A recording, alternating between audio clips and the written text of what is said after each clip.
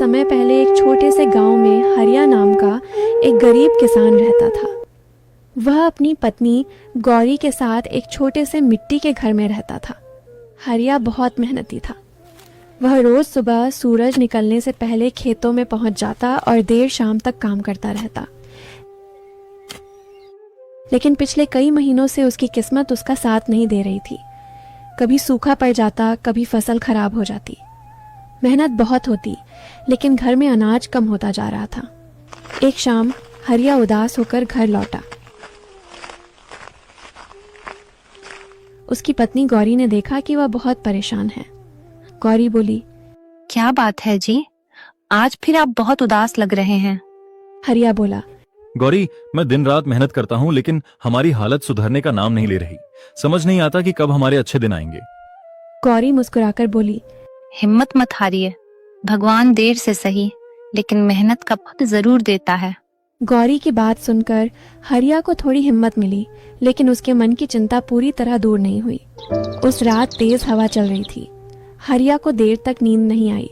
तभी उसे ऐसा लगा जैसे कोई बहुत दूर से उसका नाम पुकार रहा हो। हरिया, हरिया। उसने बाहर देखा, लेकिन वहां कोई नहीं था। अरे बाहर तो कोई नहीं है, फिर ये आवाज कहाँ से आ रही थी? लगता है अब मेरे कान भी धोखा देने लगे हैं। आखिर उम्र भी तो ढल रही है। चलो छोड़ो इन बातों को, पहले जाकर सो जाता हूँ। वैसे भी आज नींद ठीक से नहीं लग रही। अगली सुबह हरिया खेत की ओर जा रहा था। रास्ते में उसकी मुलाकात गांव के सबसे बुजुर्ग व्यक्ति रामदास बाबा से हुई। रामदास बाबा बोले, हरिया बेटा, आज तुम्हारे चेहरे पर चिंता साफ दिखाई दे रही है। हरिया बोला, बाबा, मेहनत तो बहुत करता हूँ, लेकिन किस्मत साथ नहीं देती। रामदास बाबा कुछ देर चुप रहे, फिर धीरे से बोले, जंगल के उस पार एक रहस्यमयी कुआं है। कहते हैं कि वह केवल नेक और सच्चे इंसान को दिखाई देता है। हरिया हैरान हो गया। क्या सच में ऐसा कुआं है? रामदास बाबा बोले, मैंने उसे कभी नहीं देखा, लेकिन मेरे दादा उसकी कहानी सुनाया करते थे। यह सुनकर हरिया के मन में उत्सुकता जाग गई। पूरा दिन वह उसी कुएं के बारे में सोचता रहा। शाम को उसने गौरी को सारी बात बताई। गौरी बोली, अगर आपका मन कहता है कि आपको वहां जाना चाहिए तो जरूर जाइए, लेकिन सावधानी से जाइएगा। अगली सुबह हरिया कुछ रोटियां और पानी लेकर जंगल की ओर निकल पड़ा। जंगल बहुत घना था। चारों तरफ ऊंचे ऊंचे पेड़ थे। पक्षियों की आवाजें गूंज रही थीं। चलते चलते दोपहर हो, तभी उसे झाड़ियों में हल्की सी आवाज सुनाई दी। वहां एक हिरण कांटों में फंसा हुआ था। हरिया बोला, घबराओ मत, मैं तुम्हारी मदद करता हूँ। उसने सावधानी से कांटे निकाले और हिरण को आजाद कर दिया। हिरण कुछ देर तक उसे देखता रहा, जैसे उसका धन्यवाद कर रहा हो। फिर वह जंगल की गहराई में दौड़ गया। हरिया आगे बढ़ गया। उसे नहीं पता था कि दूर खड़ा एक रहस्यमयी बूढ़ा व्यक्ति यह सब देख रहा था। उसकी आंखों में अजीब चमक थी। वह मुस्कुराया और बोला, पहली निशानी सही है। हरिया का दिल अभी भी दयालु है। और अगले ही पल वह हवा में गायब हो गया। धीरे धीरे शाम होने लगी। हरिया वापस लौटने ही वाला था कि अचानक उसे दूर नीली चमक दिखाई दी। वह चौंक गया। वह रोशनी किसी साधारण चीज की नहीं लग रही थी। जिज्ञासा में वह उसकी ओर बढ़ने लगा। जैसे जैसे वह पास पहुंचा, चमक और तेज होती गई। कुछ देर बाद उसके सामने पत्थरों से बना एक बहुत पुराना कुआं था। कुएं के चारों ओर नीली रोशनी फैल रही थी। हरिया की सांसें तेज हो गईं। क्या यही वह रहस्यमयी कुआं है? वह धीरे धीरे उसके पास गया। जैसे ही उसने कुएं में झांका, अंदर से एक भारी आवाज गूंजी, स्वागत है हरिया। हरिया डरकर पीछे हट गया। आवाज फिर गूंजी, मैं इस कुएं का रक्षक हूँ। मैं बहुत समय से तुम्हारा इंतजार कर रहा था। लेकिन मेरा ही इंतजार क्यों? कुछ क्षणों तक सन्नाटा छाया रहा। फिर आवाज बोली, क्योंकि तुम्हारे भाग्य का द्वार खुलने वाला है, लेकिन उससे पहले तुम्हें खुद को साबित करना होगा। अचानक कुएं के अंदर से सुनहरी रोशनी निकली। उस रोशनी में एक पुराना नक्शा दिखाई दिया। आवाज बोली, कल सूर्योदय से पहले यहाँ वापस आना, तभी इस नक्शे का रहस्य तुम्हें बताया जाएगा। हरिया कुछ पूछ पाता, उससे पहले ही रोशनी गायब हो गई। कुआं फिर से शांत हो गया। हरिया हैरान था। नक्शा किस चीज का था? रात भर हरिया को नींद नहीं आई। उसके मन में बार बार उसी रहस्यमय कुएं और सुनहरे नक्शे का ख्याल आ रहा था। सुबह सूरज निकलने से पहले ही वह जंगल की ओर चल पड़ा। जैसे ही वह कुएं के पास पहुंचा, उसने देखा कि आज कुएं के अंदर से हल्की नीली रोशनी निकल रही है। अचानक कुएं का पानी गोल गोल घूमने लगा। फिर पानी के बीच से एक बूढ़े आदमी का आधा शरीर दिखाई देने लगा।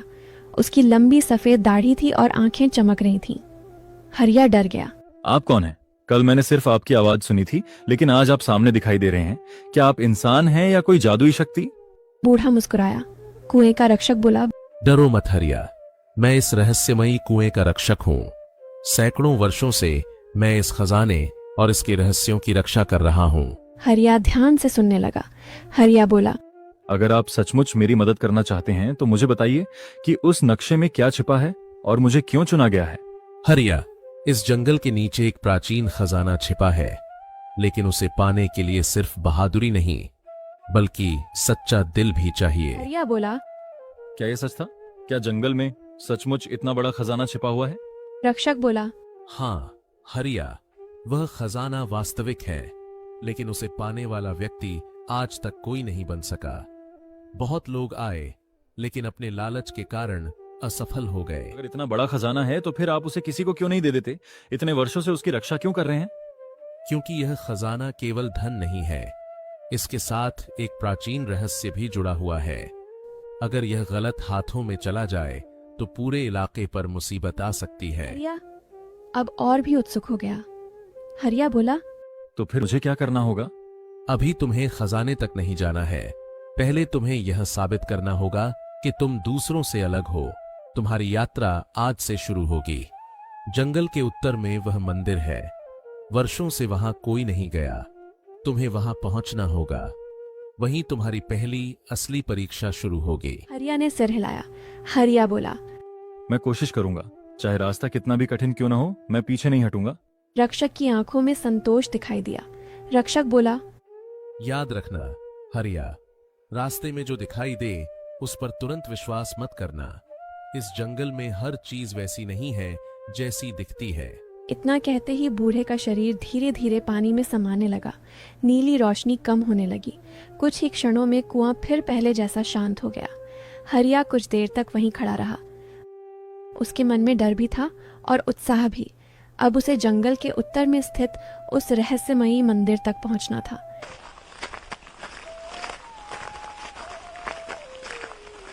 हरिया जंगल के उत्तर में बने पुराने मंदिर तक पहुंच गया। मंदिर बहुत शांत था। वहां न कोई पुजारी था और न ही कोई इंसान। हरिया धीरे धीरे सीढ़ियां चढ़कर अंदर गया। जैसे ही उसने मंदिर के बीच में रखे पत्थर को छुआ, अचानक चारों ओर तेज प्रकाश फैल गया।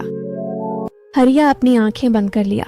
कुछ क्षण बाद जब उसने आंखें खोली तो वह मंदिर में नहीं था। वह एक बिल्कुल अलग और विचित्र जंगल में खड़ा था। हरिया बोला, हे भगवान, मैं कहाँ आ गया? ये जंगल तो हमारे गांव के जंगल जैसा बिल्कुल नहीं है। लगता है कोई जादुई दुनिया है। उसे एक विशाल चट्टान दिखाई दी। चट्टान के बीच एक गुफा थी, लेकिन उसका दरवाजा एक बड़े पत्थर से बंद था। हरिया उसके पास पहुंचा। अचानक गुफा से भारी आवाज गूंजी। रुक जाओ यात्री, इस गुफा में वही प्रवेश कर सकता है जो मेरे प्रश्न का सही उत्तर दे सके। हरिया चौंक गया।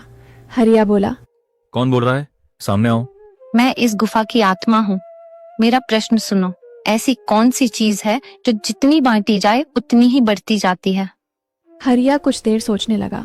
फिर उसके चेहरे पर मुस्कान आई। हरिया बोला, उसका उत्तर है प्रेम और दया। जितना प्रेम और दया लोगों में बांटो उतना ही बढ़ता जाता है। कुछ क्षण के लिए चारों ओर सन्नाटा छा गया। तुम्हारा उत्तर सही है हरिया। गुफा फिर बोली, बहुत अच्छा हरिया, अब दूसरी पहेली सुनो। ऐसी कौन सी चीज है जो जितनी ज्यादा सूखती है उतनी ही ज्यादा गीली होती जाती है? हरिया मुस्कुराया और तुरंत बोला, इसका उत्तर है तौलिया। गुफा की दीवारें हल्की सी चमक उठी। गुफा बोली, सही उत्तर। तुम सचमुच बहुत बुद्धिमान हो। अब तीसरी और अंतिम पहेली सुनो। वह कौन सी चीज है जो बिना पंख के उड़ती है, बिना मुंह के बोलती है और बिना शरीर के पूरी दुनिया में घूम आती है? हरिया कुछ देर सोचता रहा।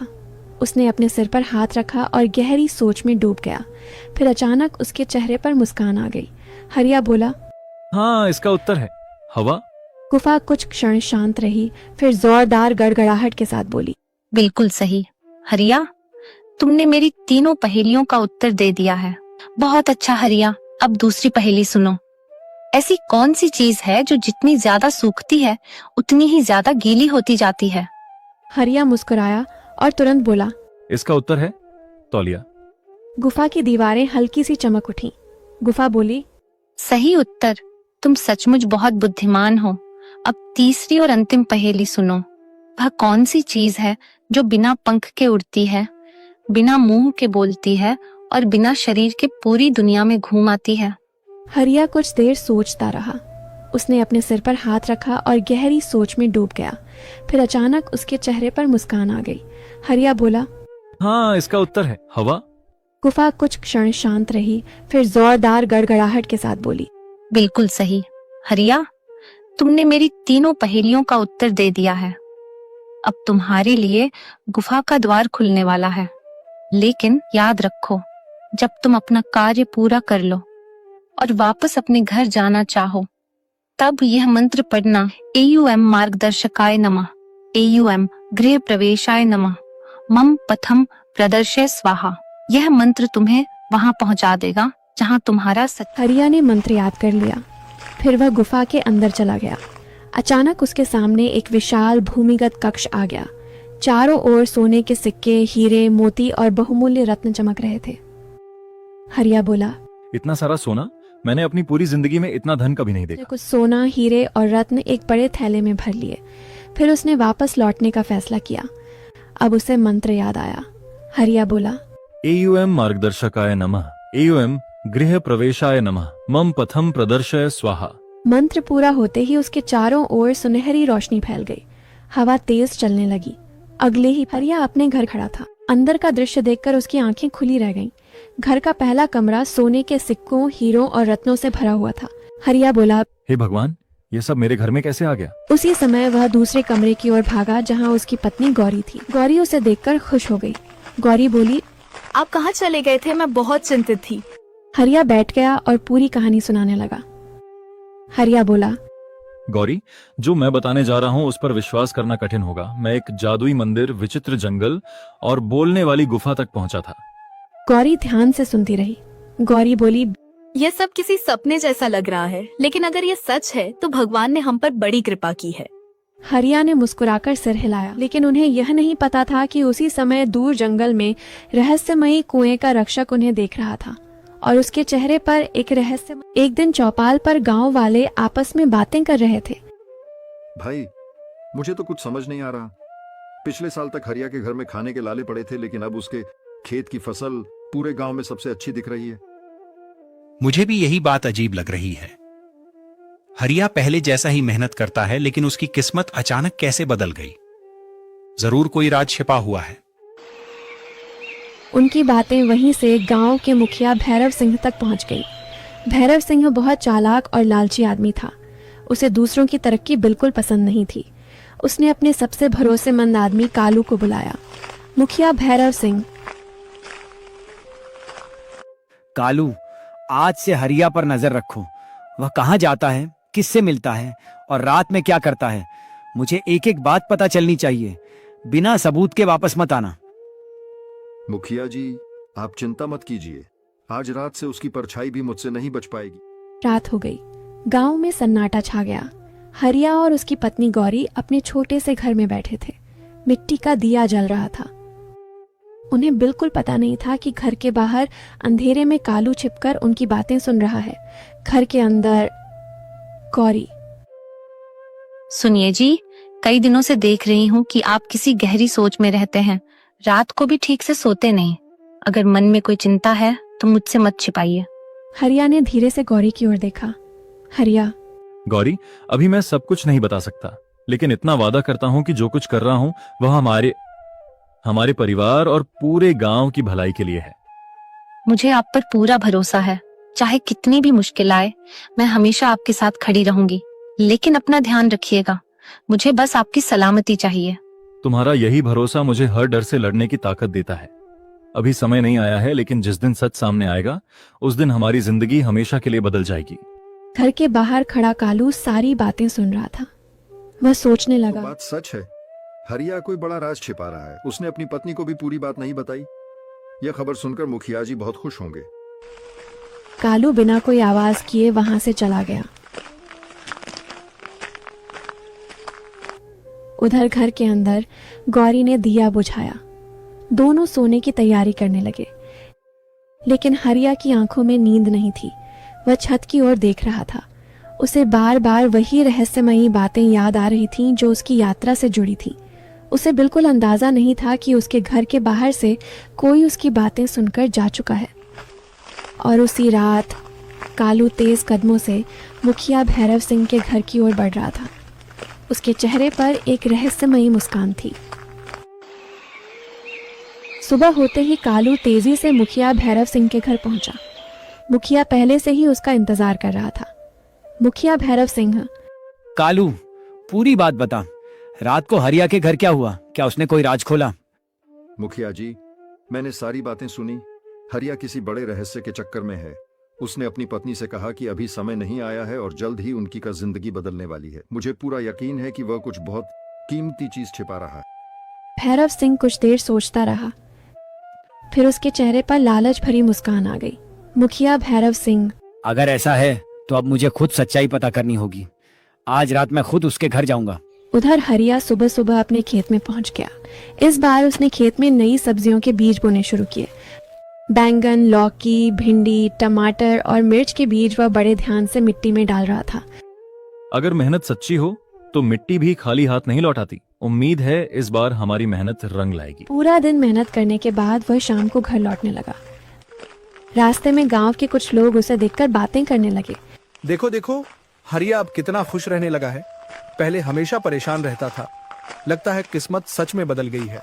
हरिया ने उनकी बातें सुनी, लेकिन बिना कुछ बोले अपने घर चला गया। रात हो गई।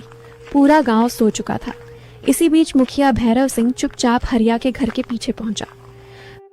वह दीवार के पास अंधेरे में छिप गया। घर के अंदर हरिया और गौरी धीमी आवाज में बातें कर रहे थे। गौरी, सुनिए, जो सोने के सिक्के आपने सुरक्षित रखे हैं उन्हें अब घर में रखना ठीक नहीं होगा। अगर किसी को पता चल गया तो बड़ी मुसीबत खड़ी हो जाएगी। मैं भी यही सोच रहा हूँ। कल सुबह होने से पहले हम उन्हें दूसरे सुरक्षित स्थान पर छिपा देंगे। जब तक सही समय नहीं आता किसी को इनके बारे में पता नहीं चलना चाहिए। ठीक है, मैं सुबह जल्दी उठ जाऊंगी। हम दोनों मिलकर उन्हें ऐसी जगह रखेंगे जहाँ किसी का शक भी ना जाए। बस ध्यान रखना, इस बात का जिक्र किसी से मत करना। अगर यह बात गांव में फैल गई तो लोग हमारी मेहनत नहीं, केवल सोने को देखेंगे। घर के बाहर खड़ा मुखिया यह सब सुन चुका था। उसकी आंखों में लालच चमक उठा। मुखिया भैरव सिंह, तो सचमुच हरिया के पास सोना है। कल सुबह मैं उसका पीछा करूंगा। जहां वह सोना छिपाएगा वही जगह मेरी दौलत बनेगी। मुखिया बिना कोई आवाज किए वहां से चला गया। उसे यकीन था कि अब वह हरिया का राजा जानकर रहेगा। सुबह होते ही गौरी रसोई में चूल्हे पर खाना बना रही थी। खुशबू पूरे घर में फैल रही थी। हरिया तैयार होकर बाहर जाने लगा। हरिया, सुनो गौरी, तुम तब तक खाना बना लो, मैं जरा खेत तक होकर आता हूँ। वापस आकर आराम से खाना खाऊंगा, फिर उसके बाद आगे का काम करेंगे। ठीक है जी, आप जाइए, लेकिन आज जल्दी लौट आइएगा। आप तो बिना खाए ही निकल जाते हैं और कभी दोपहर तो कभी शाम को घर आते हैं। हाँ, आज ज्यादा देर नहीं करूंगा, जल्दी वापस आ जाऊंगा। हरिया जैसे ही घर का दरवाजा खोलकर बाहर निकला, वह अचानक रुक गया। घर के सामने गांव का मुखिया भैरव सिंह खड़ा था। उसके साथ 3-4 गांव वाले भी थे। हरिया हैरानी से उन्हें देखने लगा, फिर जोर से आवाज लगाई। अरे सुनती हो गौरी, जरा बाहर तो आओ। देखो, आज सुबह सुबह हमारे दरवाजे पर इतनी भीड़ क्यों लगी है? कहीं कोई गड़बड़ तो नहीं हो गई? गौरी जल्दी से बाहर आई। क्या बात है मुखिया जी, आप सब हमारे घर क्यों आए हैं? सब कुशल तो है या फिर माता रानी के मंदिर के लिए चंदा इकट्ठा कर रहे हैं? ज्यादा भोले मत बनो। कल रात तुम दोनों मेरे घर के आसपास घूम रहे थे। आज सुबह देखा तो मेरे घर से सोना चांदी गायब है। मुझे पूरा यकीन है कि वह सब तुमने चुरा कर अपने घर में छिपा रखा है। नहीं मुखिया जी, आप कैसी बातें कर रहे हैं? हम गरीब जरूर हैं लेकिन चोर नहीं। पूरा गांव जानता है कि हमने आज तक किसी की एक सुई तक नहीं उठाई। अगर तुम सच बोल रहे हो तो हट जाओ, मैं खुद तुम्हारे घर की तलाशी लेता हूँ। अभी सबके सामने सच पता चल जाएगा। हरिया के चेहरे पर चिंता साफ दिखाई देने लगी। उसके मन में एक ही बात घूम रही थी, अगर सोने के सिक्के मिल गए तो सब खत्म हो जाएगा। मुखिया बिना देर किए घर के अंदर घुस गया। वह हर कोना देखने लगा। चारपाई के नीचे अनाज के मटके, लकड़ी का संदूक, रसोई, मिट्टी के घड़े, लेकिन उसे कहीं भी सोने का एक भी सिक्का नहीं मिला। मुखिया की आंखें फैल गईं। अरे बाप रे, यहाँ तो कुछ भी नहीं है। अब क्या करूं? सब लोग समझ जाएंगे कि मैंने झूठा इल्जाम लगाया है। वह धीरे धीरे बाहर निकल आया। गांव वाले उसकी ओर देखने लगे। हरिया, मुझे माफ कर दो, मुझसे गलती हो गई। मैंने बिना सबूत के तुम पर चोरी का इल्जाम लगा दिया। तुम्हारे घर में कुछ भी नहीं मिला। गांव वाले भी बोल उठे। मुखिया जी, बिना सबूत किसी पर आरोप लगाना ठीक नहीं है। हरिया हमेशा से ईमानदार रहा है। मुखिया कुछ बोले बिना वहां से चला गया। उसके साथ बाकी गांव वाले भी लौट गए। घर के बाहर फिर सन्नाटा छा गया। हरिया ने राहत की सांस ली। वह और गौरी जल्दी से घर के अंदर गए। उन्होंने वह जगह देखी जहां सोने के सिक्के छिपाए थे। दोनों हैरान रह गए। सोने के सिक्के बिल्कुल वहीं सुरक्षित रखे थे। एक भी सिक्का गायब नहीं हुआ था। ये कैसे हो सकता है? मुखिया जी ने तो पूरा घर छान मारा था, फिर भी उन्हें कुछ दिखाई नहीं दिया। अब समझ में आया, यह सब उस रहस्यमयी कुएं के रक्षक की कृपा है। उसी ने हमारे राज्य की रक्षा की। लाख लाख धन्यवाद उस रक्षक का, नहीं तो आज हमारा सब कुछ चला जाता। अब हरिया अपने खेतों में पूरे मन से मेहनत करने लगा और ईमानदारी से अपना जीवन बिताने लगा।